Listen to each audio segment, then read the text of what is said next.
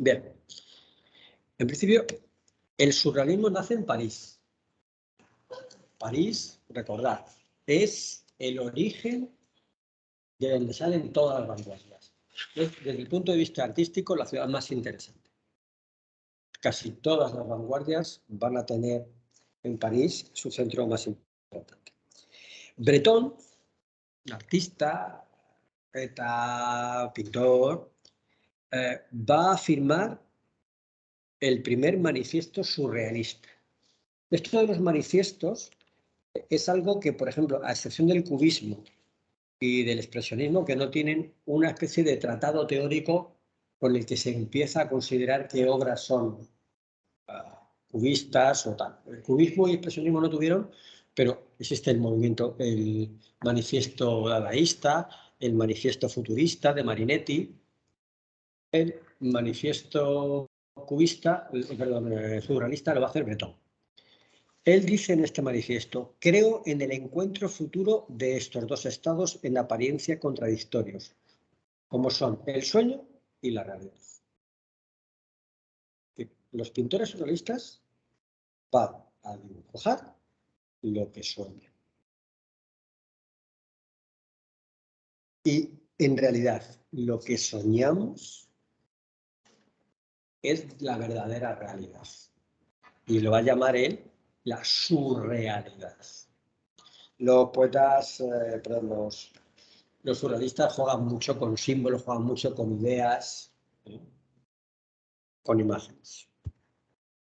Freud, que ya ha publicado en 1919-20 la interpretación de los sueños, va a influir mucho en Breton y en los surrealistas.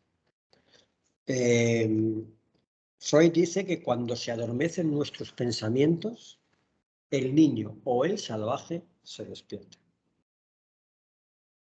¿Os acordáis una obra de Goya? El sueño de la razón produce monstruos.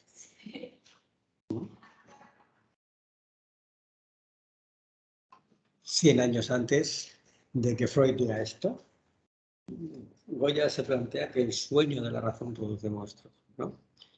Fijaros, esta obra se llama El cadáver exquisito. Es una obra colectiva que la hicieron Tanguy, Joan Miró, Maurice y Manuel. Se iban pasando la obra de tal manera que no pudieran ver, o sea, la doblaban de tal manera que ellos pintaban cada parte y no podían ver lo que el resto estaba pintando. Y al final desplegaron la obra y salió eso. Eso es el surrealismo. Los antecedentes del surrealismo los podemos ver en el Bosco. Suena el Bosco, ¿no? ¿Habéis visto algo del Bosco ya? Sí. Imaginaciones, el famoso Jardín de las Delicias, estos de las Tentaciones de San Antonio.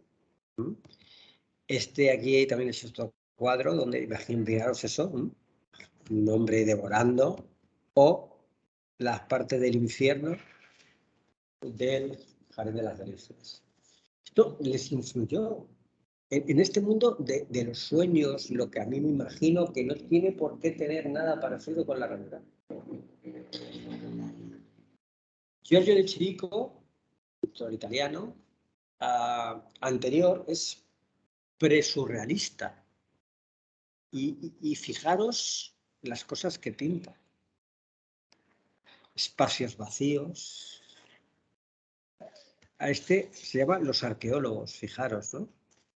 Dos personajes que parece que llevan con un vestido griego, ¿no? Una toga griega, y luego el resto de la toga es, en realidad, como edificios.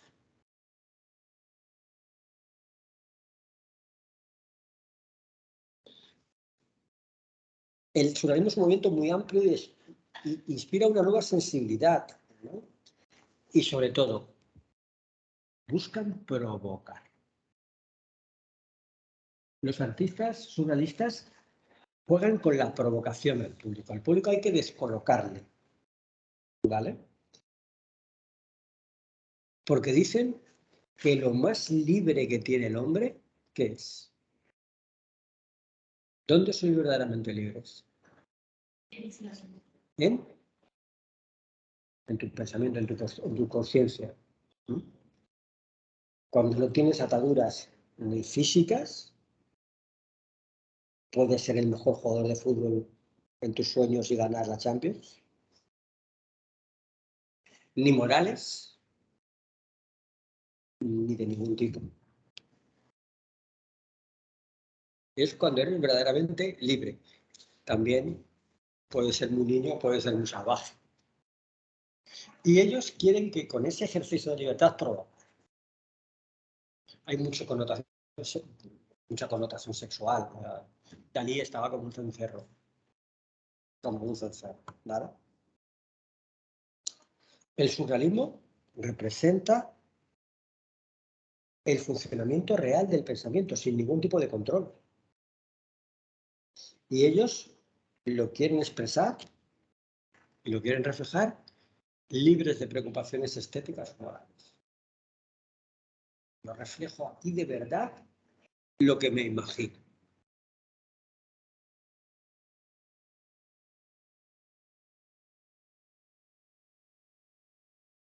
Que hay una serie de rasgos comunes que aparecen en las obras surrealistas.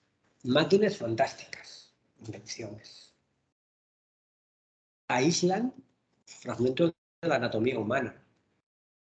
Aparece una pierna, aparece los senos, aparece el sexo muchas veces. Intentan animar objetos inanimados, objetos que parece que cobran como forma. Metamorfosis sobre todo utilizan como insectos. Los insectos también tienen una aparición. Perspectivas vacías, como hemos visto con De Chirico, ¿no? Esos agujeros, esos espacios. Y caos. La sensación también a veces es de caos, de no saber por dónde coger la agua. ¿Vale? Y sobre todo, la importancia del sexo. El psicoanálisis, Freud, plantea de que todo que te pasa es porque tú te quieres acostar con tu madre o porque viste un día desnudo a tu padre y eso te ha alterado de tal manera que eres un asesino por eso. Estoy ridiculizando un poco el pensamiento de Freud. Daros aquí, en estas obras, animar lo inanimado. Los relojes no tienen vida, no tienen esa forma, pero parece que les das. De los aspectos sexuales, el propio título de la obra, ¿sabes cómo se llama?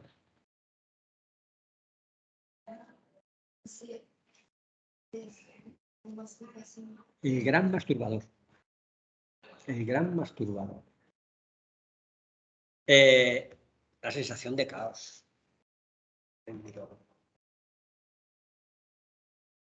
Estos espacios vacíos.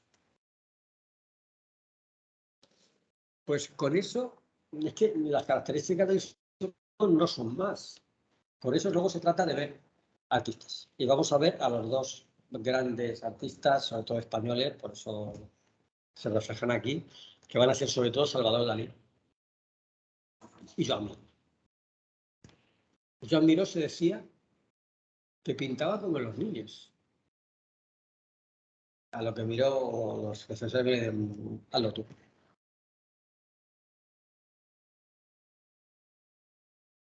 Dalí fue una personalidad muy rara. Si os les comentaba con Picasso que él tenía conciencia de ser un genio y de estar transformando la pintura, Dalí también, desde muy joven, se consideró que era un genio y vivió toda su vida ejerciendo como tal. Al principio, él vive en Cataluña, en un pueblo en Figueras, me parece que es, donde nació. Se traslada a Madrid. En Madrid vive en la residencia de estudiantes donde va a entrar en contacto con la generación del 27, no sé si os suena de literatura a vosotros, ¿no estudiáis la generación del 27? Lorca, Alberti, los grandes poetas españoles del siglo XX se concentraron ahí. Él va a estar en contacto con lo más vanguardista que hay en España. Luego irá a París, irá a Francia y ahí se desatará. Una de las cosas que se puede decir de Dalí es que es uno de los mejores dibujantes de la pintura.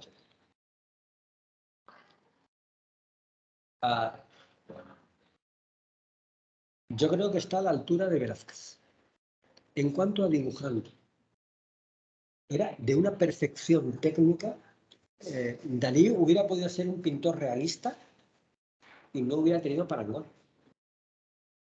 Pero optó por otros vericuetos mucho más innovadores y que le han dado esa categoría de genio.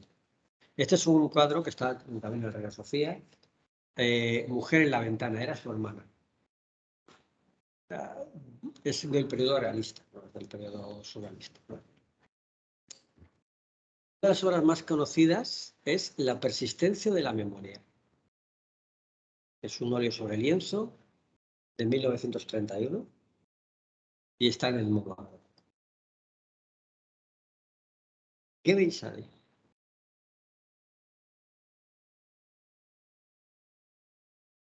¿Qué ves?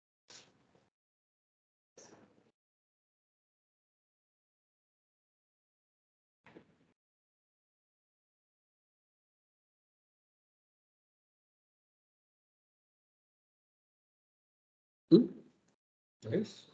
No intentéis describir lo que veis, ¿vale? Pero tenéis que darle una explicación simbólica. ¿Vale?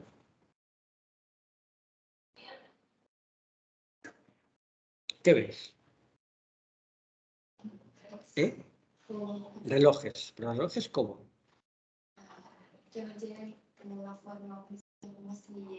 Blandos. Relojes blandos, como derretidos. ¿Qué es lo que representa el reloj? El tiempo. El tiempo. Lo mutable. Las cosas que pasan con el tiempo, los relojes se derriten. ¿Qué otras formas hay? ¿Qué es el fondo? Todo es una playa. Una playa de la Costa Brava. ¿Vale? Es una playa de la Costa Brava. ¿Qué representa? Eso. Si hemos dicho que el tiempo es lo mutable, cuyo paso del tiempo puede hacer que los relojes se hagan viejos, se derritan, ¿qué puede representar lo del fondo?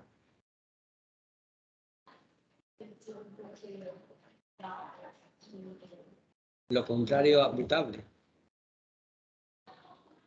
Lo permanente. La naturaleza, las rocas, la tierra, eso es lo que permanece, eso es lo que no cambia. Lo que permanece y dura, las rocas. Lo efímero, lo blando, los relojes del tiempo. Una lectura que juega un poco con esas dos ideas. La persistencia de la memoria, lo titula. ¿Qué es lo que queda en nuestro recuerdo? ¿Lo efímero o lo permanente? Es un diálogo. Esa mesa o ese espacio cuadrado sólido, como un objeto no es natural, o ese otro elemento, es una placa, ¿no? Lo duro, lo rígido, frente a lo que cambia. Luego, cuestiones completamente... Esto es una nariz, la forma de una nariz, de unos ojos, de una lengua.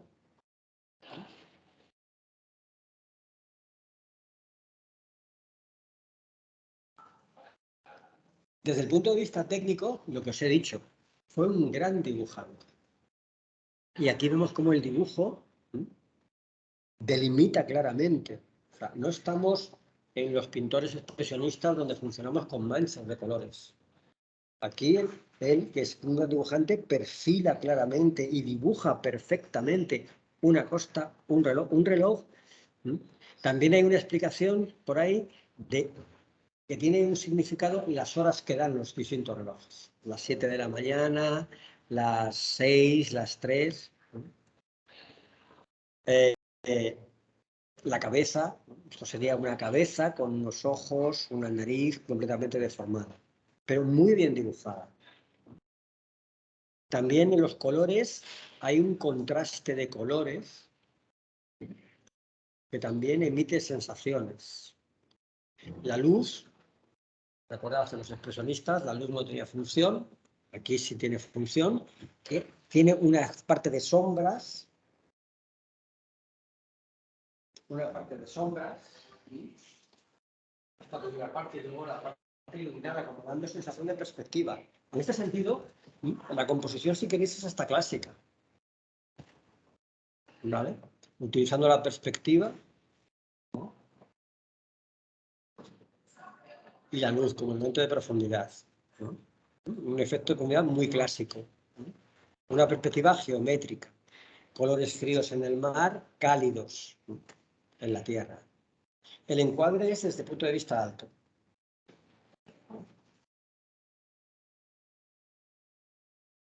Los relojes serían el símbolo del paso del tiempo, cuyos recuerdos se conservan en la memoria.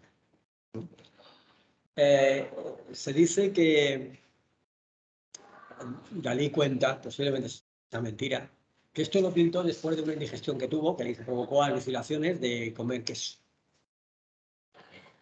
Ahora veremos el otro cuadro de Miró, que dice Miró, a ver, todos estos artistas les gustaba mucho montar el numerito y contar una historia para que parezca. Ahora veremos una obra de Miró que él decía que había estado en ayuno sin comer nada para ver las alucinaciones que le provocaba el hambre. Muy bien de la cabeza no está, ¿vale? Como se aprecia, asoció al queso con el queso blando, por eso los derrite, ¿no? La cabeza, que puede ser un autorretrato, es también un ser blando. El hombre, su fin es mutable. El hombre va cambiando de niño a adulto hasta que te mueres. Las hormigas, que ya han aparecido en otros cuadros, también se asemejan a eso, a la muerte, a las enfermedades. Es un cuadro complejo. El contexto histórico de estos cuadros es eso, es la innovación. Esto es un cuadro del año 31. Es el periodo entre las dos guerras mundiales, donde los artistas están innovando. Lo vendan o no lo vendan. Luego, a ver, Dalí era rico, era de familia rica, ¿no? Él vivía en Ecuador, luego se hizo inmensamente rico porque todos sus cuadros se vendieron, ¿vale? Pero también le permite esa libertad de crear lo que considera. El famoso gran masturbador, que está en la Reina Sofía, una mujer con gesto sexual, un hombre, está como soñando, esto que es con forma de un insecto, el pene con forma, un pene o un vibrador, que puede ser la forma del sexo completamente deformada, o luego otros objetos, personajes aquí, dos personajes besándose, este personaje solo. Son alucinaciones, son... No intentes comprenderlo, aprécialo, que te diga algo la obra, te guste, no te guste, te atraiga, pero tampoco se puede entender comprender porque es algo del subconsciente del artista. Entonces, esta obra, luego los títulos, claro, que ponen son, a veces, construcción blanda y judías hervidas. Y entre paréntesis, premonición de la Guerra Civil Española. Una obra del año 36. Las tentaciones de San Antonio. El tema de las tentaciones de San Antonio es un tema muy recurrente en la iconografía cristiana. San Antonio en el desierto estuvo haciendo penitencias y tuvo tentaciones. Cuadro está por el bosco. Pues pinta esta cosa. Rápidamente. Perfección técnica. Esto es, desde el punto de vista técnico de dibujo, esto sería un cuadro barroco. Fijaros ese escorzo tan impresionante y la perfección técnica de dibujo. El título. Sueño causado por el vuelo de la mosca. El vuelo de la mosca alrededor de una semana, un segundo antes de despertar.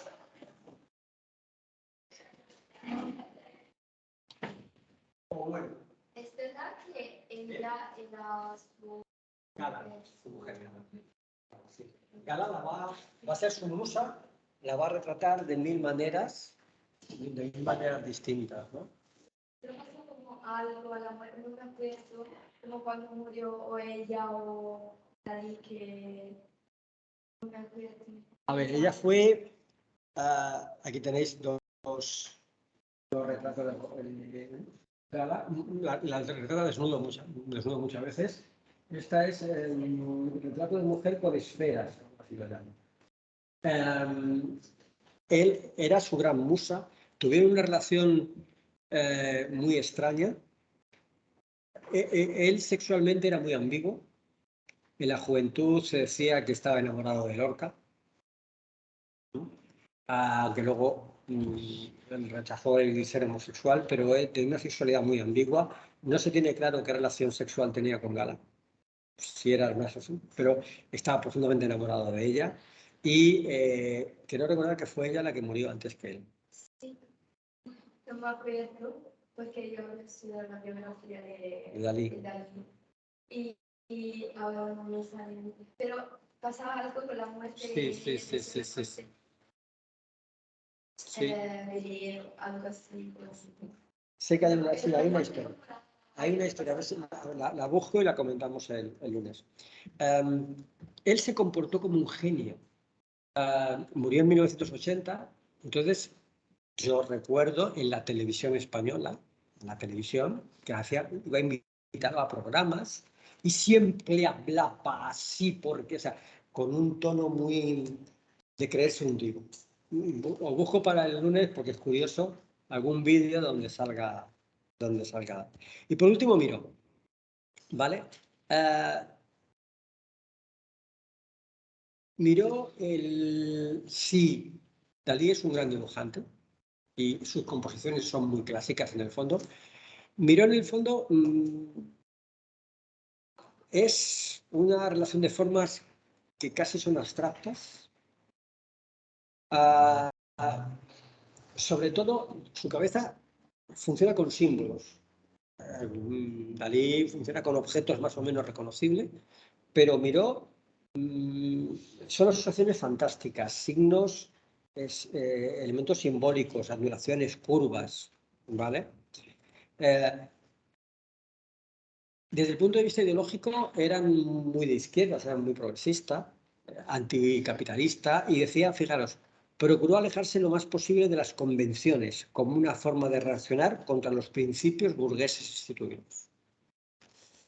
Y un campo labrado representan formas biomórficas. Las formas biomórficas son formas que tienen apariencia de vida, que no, como los relojes de Dalí, ¿no? Algo que no tiene que tener vida, pero de pronto se derrite como si tuviese vida. La obra más conocida es el Carnaval del Arlequín. El Carnaval del Arlequín. Está en un museo de Buffalo, en Estados Unidos. Es una obra en donde aquí aparece la esfera esta representa el globo. Una obsesión de Miró era que tenía que conquistar el mundo.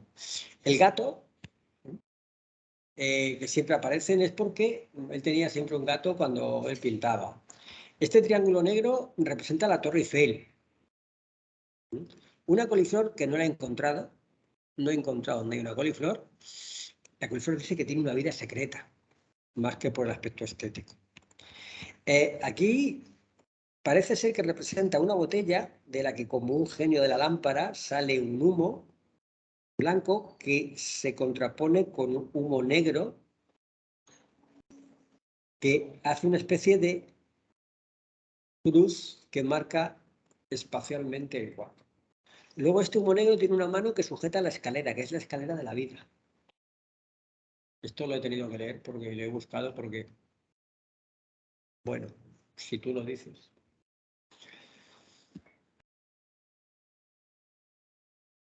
En la parte inferior tenemos esto, lo de la lámpara de Aladín, lo que decía, ¿no? Y esto es lo que divide el cuadro. Aquí hay un guitarrista cantando. Y sabemos que está cantando porque aquí salen... ¿Lo ves?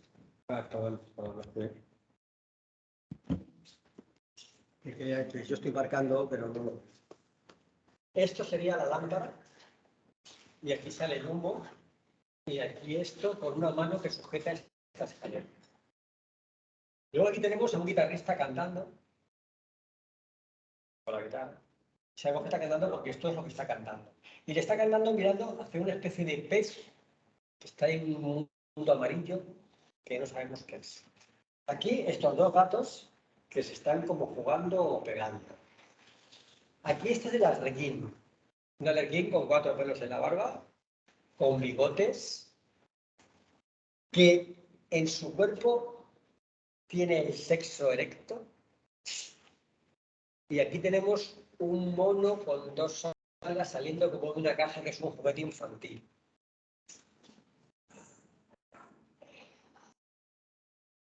¿Qué crees que hace? Ahora se llama Campesino Catalán con Guitarra. Esta es la barretina, que es el gorro tradicional catalán. Esto es el campesino que está fumando y nos está tocando la guitarra. Eso es la guitarra. Yo dibujo parecido, cuando hago dibujos a los chicos. Miró fue pintor, escultor, ceramista. Se conocen muchos por murales y grandes esculturas. Fijaros, grandes esculturas que son pareja de enamorados a la sombra de un almendro. A ver, Miró es el color y formas. O en Madrid, frente al Palacio, frente al Santiago Bernabéu, frente al campo de fútbol del Real Madrid, está el Palacio de Congresos y Exposiciones. El campo del Real Madrid está cruzando la calle, ¿vale? Pues aquí tenemos este mural, tiene mural en la UNICEF, en más sitios. Fijaos esta otra obra. Bailarín español. En Reina Sofía. Bailarín español.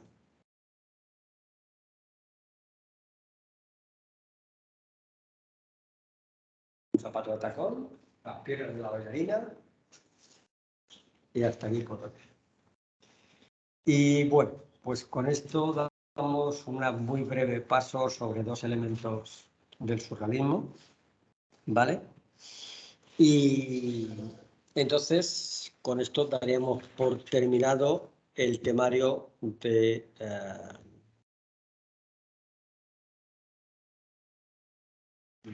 asignatura de bachillerato, ¿vale?